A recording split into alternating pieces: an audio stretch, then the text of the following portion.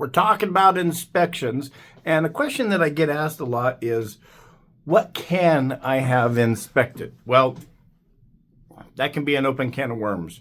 So I've told people, look, everybody should have a general inspection done. If you're buying a house, that's extremely important. If you're buying land, general inspection, there's not much to inspect. You can do site evaluations for perk tests. You can have someone come out and give you quotes on wells, how far it's going to be to bring in electrical. But we're talking houses here, and what should you have inspected? Well, general inspection is a great place to start.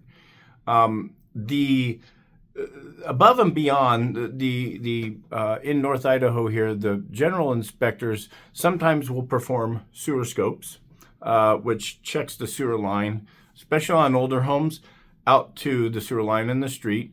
You got a house built in the 70s, big trees around. There's a chance that that line could have settled, creating a belly in the line, which creates spots for water to stop. You could also have tree root invasion, lots of things. So you want to, it's a good thing to test out a sewer scope. Radon inspection is another common one here in North Idaho. Radon's a naturally occurring gas, comes up through the ground, and it can be deadly. But above and beyond that, now we have a general inspection. You may want to have expert opinions on things. So the inspector, we're under contract right now, and the inspector called out some double taps on a electrical panel. I'm not an electrician. I'm not going to get into explain what a double tap is. Basically, there's two wires into somewhere that there should be only one, or maybe you could correct me if I'm wrong. So we have an electrician coming out to inspect not only the double tap situation, but the panel. Is it serviceable? Should we upgrade that? We had general contractors coming by because there was a door that needed to be replaced. It was a door to the garage, a man door, and there was a leak in the plumbing. So we might want to have a plumber come out. We might want to have a general contractor come out to say it's going to cost this much to replace this drywall and everything. Also may want to have a mold inspector check that out, which we did.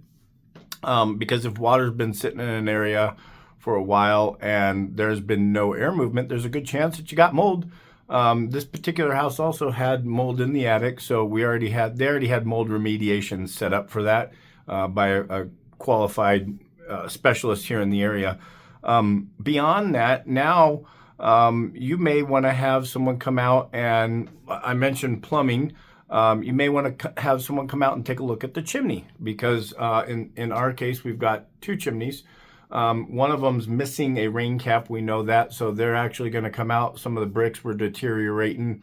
So we're going to have a chimney expert come out and give us an inspection, let us know if the chimney's in good working, serviceable order. Should it be cleaned? Does it need a rain cap? How much does a rain cap cost? Can we service the brick? There's lots that you can do for inspections. Above and beyond, there might be an arborist that comes out to tell you if a tree is healthy or if it's going to fall on your house. You may have someone come out to give bids on installing sprinklers, or there's a lot that you can do during the inspection. And what I typically tell people is what's important to you. When you get a general inspection done, that general inspector may have some suggestions like, hey, you should get this inspected by a mold guy or plumbing. Additionally, when the general inspector's there, he may see something that you didn't even see. Let's face it, the general inspector is going to see a lot of things that you didn't see.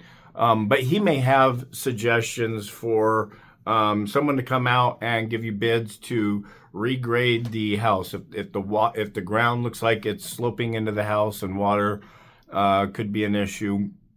There's a ton of things that you can do during the inspection, but without a doubt, we start with the general inspection and we go from there. And I always tell people, like, I always ask people in our buyer consultations before we go out to do anything, before we go out to even look at a house, what do you intend to use this house for?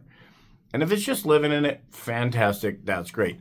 You might be thinking about doing some rentals, so you may want to have a property manager come out and give their assessment on, okay, well, if you buy this, you're going to need to upgrade this. The safety thing needs to be done. You should consider this.